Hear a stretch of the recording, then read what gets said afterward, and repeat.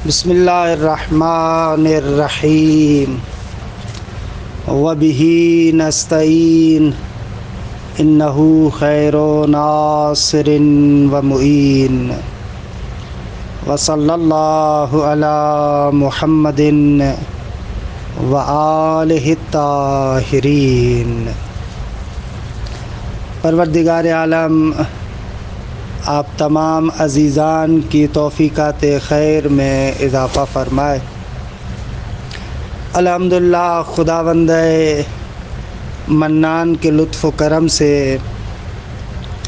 ہماری گفتگو عرفان و تصوف کے تعارف کے بیان میں تھی۔ گزشتہ جلسے میں عرفان نظری کے تاریخ اور ادوار کا ایک مختصر جائزہ آپ کے سامنے پیش کر رہے تھے۔ عرض ہوا کہ عرفان نظری کو ایک لحاظ سے 4 مراحل میں تقسیم کر سکتے ہیں۔ پہلا مرحلہ عرفان نظری کے ریشے اور بنیاد کا مرحلہ ہے، جو تقریباً 6 صدی ہجری تک کا ہے۔ دوسرا مرحلہ عرفان نظری باقاعدہ پیدا ہوتا ہے اور وجود میں آتا ہے، کہ یہ مرحلہ ابن عربی سے آغاز ہوتا ہے۔ تیسرا مرحلہ عرفان نظری باقاعدہ ایک علم اور فن کی شکل میں شروع ہوتا ہے، کہ جو ان کے شاگرد صدر الدین کونوی سے آغاز ہوتا ہے۔ اچھا، یہ 7ویں صدی کی کتھا آپ کو بتا رہے ہیں۔ صدر الدین کونوی ابن عربی کے نہایت لائق شاگرد، جنہوں نے باقاعدہ ابن عربی کے مکتب کو ایک منطقی اور منظم شکل میں پیش کیا، کہ اس کا تعارف تقریباً گزشتہ جلسے میں ہوا، اور یہاں تک پہنچے تھے کہ ایک کام جو صدر الدین کونوی کا تھا وہ یہ تھا کہ انہوں نے اپنے عظیم شاگرد بنائے اور شاگردوں کی تربیت کی۔ اس کے شاگردوں میں ایک لائق شاگرد مؤید الدین جندی ہے، کہ یہ متوفی 691 ہے، کہ واقعاً کونوی کے برجستہ شاگردوں میں سے ہے۔ اور ان کی ایک اور خاصیت یہ ہے کہ یہ وہ پہلا بندہ ہے کہ جس نے فصوص الحکم پر ایک منظم شرح لکھی۔ جندی کی جو شرح ہے فصوص کی پہلی باقاعدہ رسمی شرح ہے، جو پہلی یعنی رسمی اور منظم طریقے سے جو شرح ہے وہ مؤید الدین جندی کی شرح ہے، کہ الحق والانصاف بہت سارے مطالب جو اس جندی کی شرح کے اندر ہمیں ملتے ہیں، حتیٰ بعد میں جو اتنی فصوص کی شروعات لکھی گئی ہیں ان کے اندر وہ آپ کو نہیں ملیں گے۔ خصوصیت سے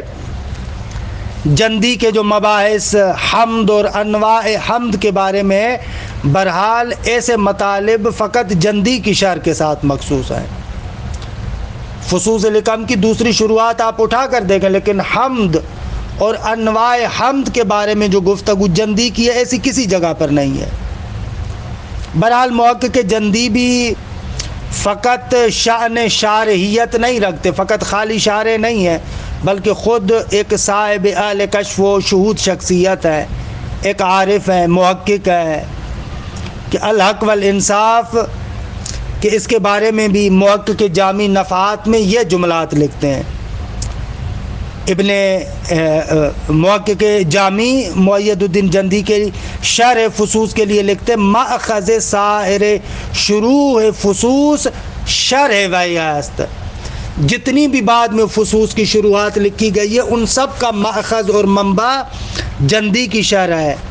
و در آنجا تحقیقات بسیار است کہ در سائر کتب نیست۔ بہت ساری وہاں پر تحقیقات آپ کو ملیں گی جو دوسری شروعات کے اندر نہیں ملتی۔ ایک شاگرد ان کے یہ مؤید الدین جندی کہ فصوص کے پہلے شارح رسمی. دوسری شخصیت ہے سعید الدین فرغانی کہ متوفی 700 ہجری ہے. یہ بھی قونوی کے دوسرے شاگرد ہیں کہ بہرحال سعید الدین فرغانی عرفان نظری کی تاریخ کے اندر ایک عجیب کردار ہے ان کا، یعنی الحق والانصاف. آج تک جو عرفان نظری کی شرح و تفسیر ہے اس میں انشاءاللہ جیسے عرض بھی کروں گا فرغانی کا بہت بڑا کردار ہے. سعید الدین فرغانی قونوی کے ان شاگردوں میں سے ہے کہ قونوی نے ان کو یعنی سعید الدین فرغانی اور چند اور شاگردوں کو طائیہ ابن فارز کہ بہرحال جو اس وادی کے لوگ ہیں وہ ابن فارز کے اس قصیدہ طائیہ کو جانتے ہیں کہ عرفان کے اندر اس کا کیا کردار ہے. صدر الدین قونوی اس کی شرح کرتے تھے یعنی درس بیان کرتے تھے. تو فرغانی نے صدر الدین قونوی کے ان دروس کی تقریرات یعنی استاد جو مطالب بیان کرتا ہے شاگرد ان کو منظم طریقے سے لکھتا ہے، اس کو کہتے ہیں تقریرات. ان تقریرات کو فارسی زبان میں لکھا کہ جو آج تک مشارق الدراری کے نام سے ہے کہ الحمدللہ ابھی اس معاصر زمانے میں مرحوم آغا جلال الدین آشتیانی کی تحقیق کے ساتھ یہ مشارق الدراری چاپ ہوئی ہے. کہ یہ مشارق الدراری ایسے نہیں ہے کہ عیناً جیسے واو بے واو صدر الدین قونوی نے بیان کیا انہوں نے ایسے لکھا ہو نہ، لیکن اس کتاب سے اور اس پر جو تقریر ہے قونوی کی اس سے پتہ چلتا ہے کہ یہ خود ان کے دروس کا خلاصہ ہے، تقریرات ہے. کہ بہرحال فرغانی اس شعر کے مقدمے میں ایک عرفان نظری کا پورا دورہ بیان کرتے ہیں بہت ہی خوب بہترین طریقے سے. جو نظام عرفانی ہے، ہستی شناسی عرفانی ہے، اس کو نہایت دقیق اور منطقی طریقے سے فرغانی ذکر کرتے ہیں. اور بعد میں پھر اسی فرغانی نے سعید الدین فرغانی نے کچھ اور اضافات کے ساتھ انہی مطالب کو منتہی المدارک کے نام سے عربی زبان میں بھی لکھا ہے کہ الحمدللہ یہ کتاب بھی اس وقت موجود ہے. پہلے تو ایران میں نہیں تھی. مجھے یاد ہے کہ استاد بزرگوار آغا سید ید اللہ یزدان پناہ کے درس منازل السائرین میں تھے تو وہاں پر ایک سیریا کا دوست تھا، وہ بھی شرکت کرتا تھا. ایران میں یہ منتہی المدارک نہیں تھا. اس سیریا والے دوست نے اپنی کوششوں کے ذریعے سے وہاں کی کسی لائبریری سے اس منتہی المدارک کی فوٹو کاپی لے لی تھی کہ بعد میں استاد کے لیے بھی لے کر آیا تھا اور جو شاگردین تھے ان سب کے لیے بھی کہا کہ جو بندہ اس کی فوٹو کاپی لینا چاہتا ہے وہ لے لے. تو منتہی المدارک اس طریقے سے ایران میں یعنی ابھی معاصر زمانے میں پہنچی. البتہ اس کے علاوہ بھی کیونکہ منازل السائرین کی بات تھی تو دو منازل السائرین کی شعر ہے، ایک عبد المعطی اسکندری کی شعر اور اسی طریقے سے محمود قادری کی شعر. یہ دو منازل السائرین کی شروعات اور نہج الخاص ابو منصور اصفہانی کی. یہ کتابیں بھی اسی برادر دوست جو سیریا کے تھے، شام کے تھے، اس کے ذریعے سے یہاں پر ہمارے ہاتھوں میں آئی تھی. استاد کے لیے لے کر آئے تھے لیکن بہرحال جو شاگردین درس کے اندر بھی شرکت کر رہے تھے ان لوگوں نے بھی فوٹو کاپی کروا لی تھی.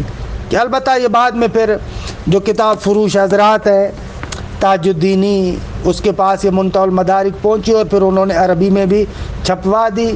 اور ابھی تو کچھ عرصے سے اسی منتہی المدارک کا سعید الدین فرغانی کی جو کتاب ہے فارسی میں بھی ترجمہ ہوا ہے اور آغا تاج الدینی نے خود اس کو بھی چھپوایا ہے. خلاصہ کلام کہنا یہ عرض کرنا چاہ رہا ہوں کہ منتہی المدارک اس وقت موجود ہے، یہ عربی میں ہے.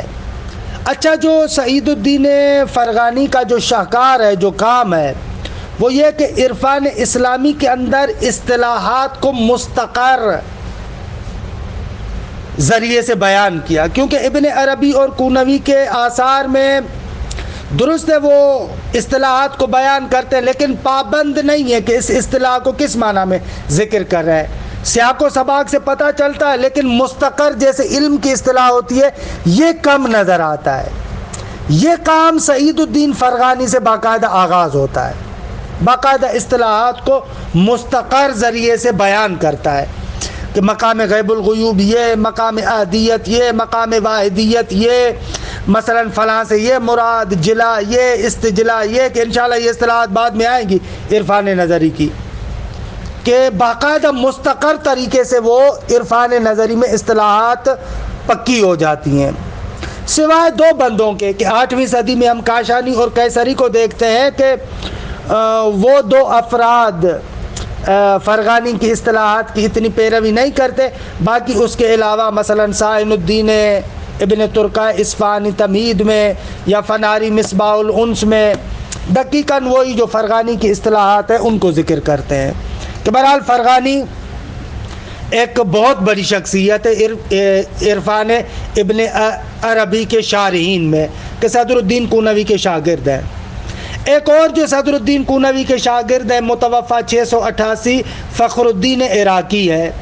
کہ یہ بھی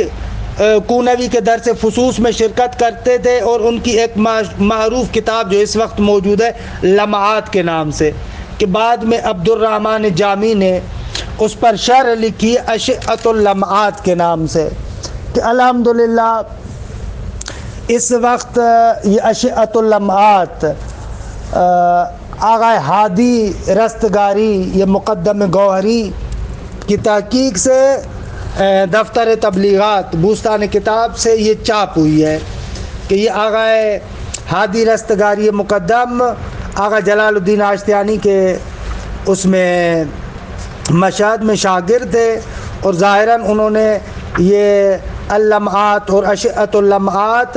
آغا جلال الدین آشتیانی کے پاس پڑھی ہے, اور انہوں نے اچھے طریقے سے منقع طریقے سے اس کتاب کو تحقیق کیا ہے, اور الحمدللہ اس وقت ہمارے پاس موجود ہے اشعۃ اللمعات. کہ اصل کتاب لمعات خود فخر الدین عراقی کی ہے, کہ صدر الدین قونوی کے شاگرد ہے, اور اس کی شرح کی ہے آغا جامی نے اشعۃ اللمعات کے نام سے. اچھا, ایک اور شخصیت عفیف الدین تلمسانی, کہ یہ بھی قونوی کے شاگرد ہیں, اور ان کی بہترین شرح منازل السائرین پر ہے. خواجہ عبداللہ انصاری کی جو منازل السائرین ہے اس پر ان کی بہترین شرح ہے آغا عفیف الدین تلمسانی کی, کہ وہ بھی الحمدللہ شرح آغا بیدار, کہ اس کا بھی کچھ عرصہ پہلے انتقال ہوا ہے, بزرگوار شخصیت تھی, انہوں نے اس کو چاپ کیا ہے آغا بیدار نے عفیف الدین تلمسانی کی شرح کو. کہ بہرحال یہ بھی قونوی کے شاگردین میں سے ہیں, کہ جو معروف اس وقت شرح منازل ہمارے یہاں مدارس میں پڑھائی جاتی ہے ملا عبدالرضا کے کاشانی کی, وہ ملا عبدالرضا کے کاشانی اپنی شرح میں اس عفیف الدین تلمسانی کی شرح کی طرف بہت زیادہ ناظر ہیں. یہ افراد ہیں وہ کہ جو صدر الدین قونوی کے شاگرد ہیں 7ویں صدی میں. 8ویں صدی کے اندر جو ہمارے سامنے کچھ عرفاء ہے, کیونکہ 7ویں صدی میں یہ شخصیات یعنی عرفان نظری میں اصل ابن عربی, پھر اس کا شاگرد قونوی, پھر جندی, پھر فرغانی, ان کا بنیادی کردار تھا. اس کے بعد 8ویں صدی میں ہم دیکھتے ہیں کہ کچھ فلاسفہ جو اصل میں فلسفی تھے لیکن بعد میں عرفان کی طرف متمائل ہوتے ہیں, کہ جن کو آپ کہہ سکتے ہیں فیلسوف عارف یا عارف فیلسوف, کہ باقاعدہ قدرت فلسفی ان کی بہت ہی محکم ہے, اصل میں فلسفی تھے, بعد میں عرفان ابن عربی کی طرف آتے ہیں. مثلا من جملہ شخصیات میں سے ایک معروف شخصیت عبد الرضا کے کاشانی ہے, کہ عبد الرضا کے کاشانی عرفان نظری میں اور فلسفے میں بہت ہی ماہر تھے, عرفان میں صاحب کشف تھے. خود ان کا کہنا ہے کہ اپنی مجاہدات اور ریاضات کے ذریعے سے میں وحدت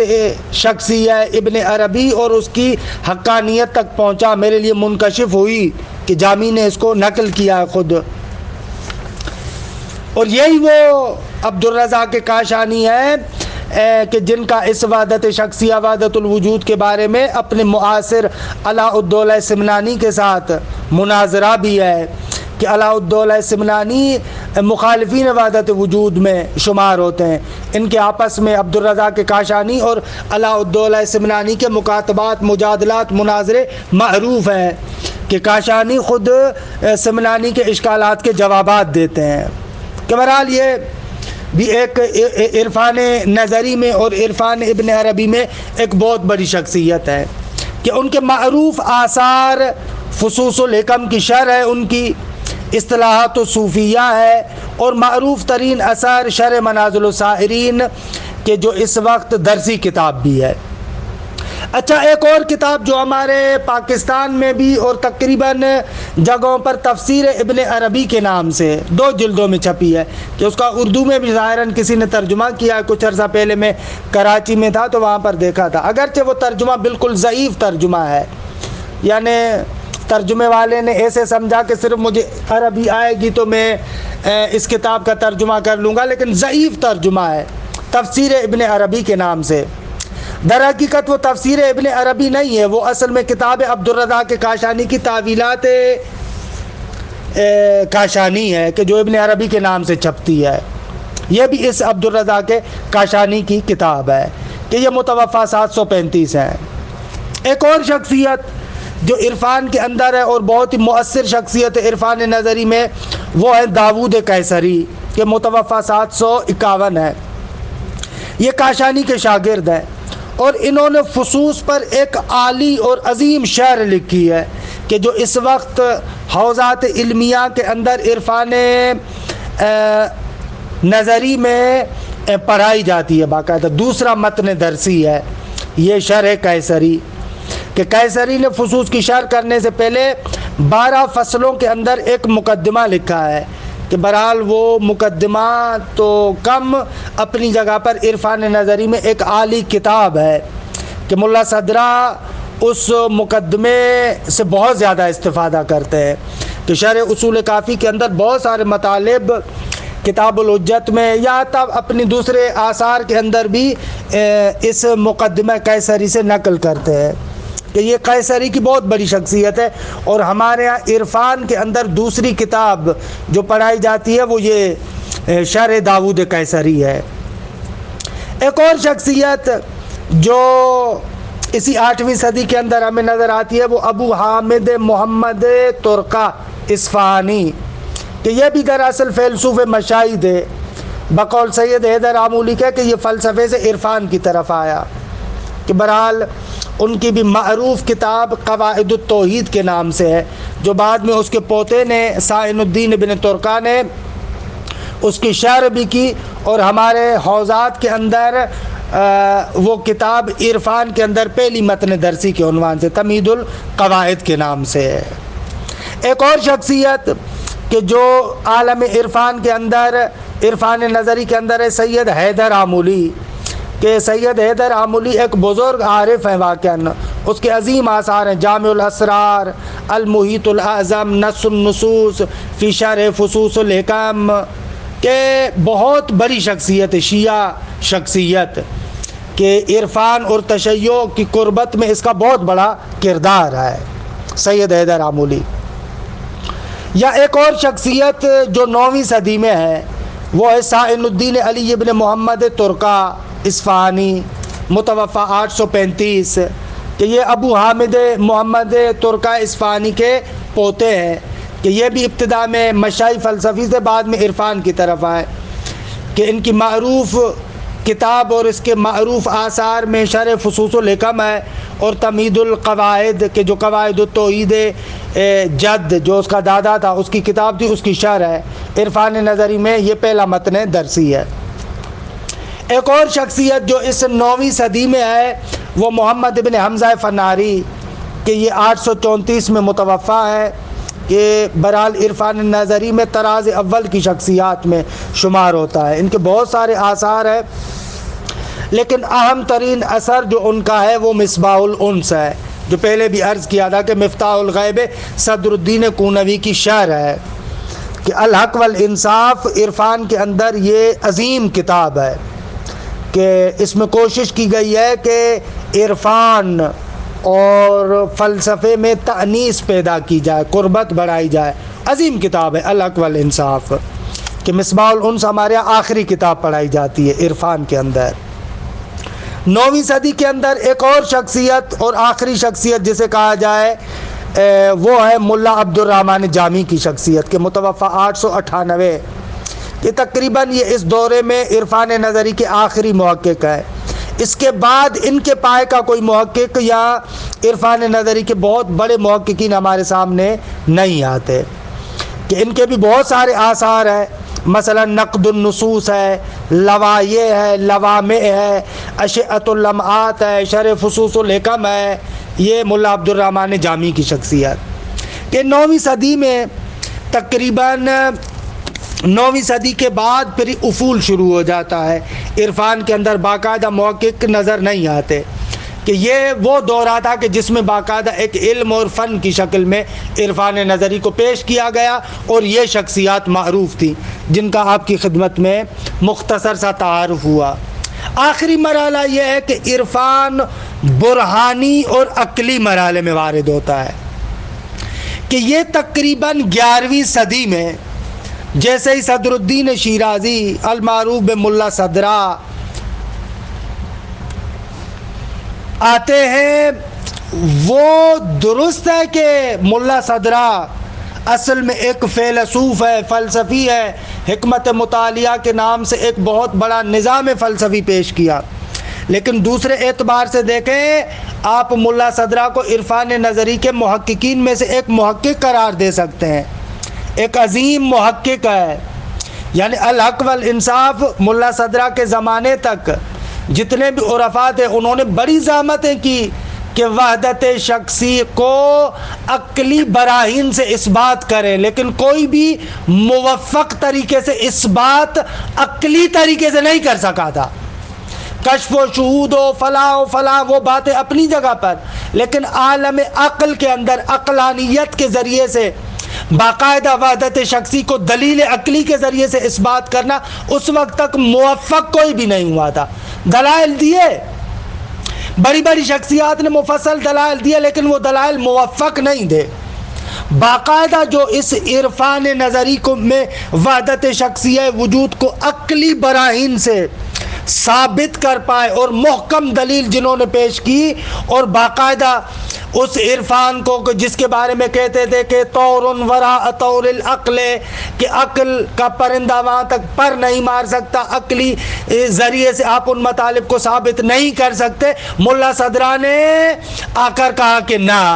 عقلی براہین سے بھی اس مطلب کو ثابت کر سکتے ہیں، کہ بہت عظیم کام ملا صدرہ کا، کہ اس کو ہمارے اساتید کہتے ہیں کہ یہ وہ مرحلہ ہے کہ عرفان ابن عربی برہانی ہوتا ہے۔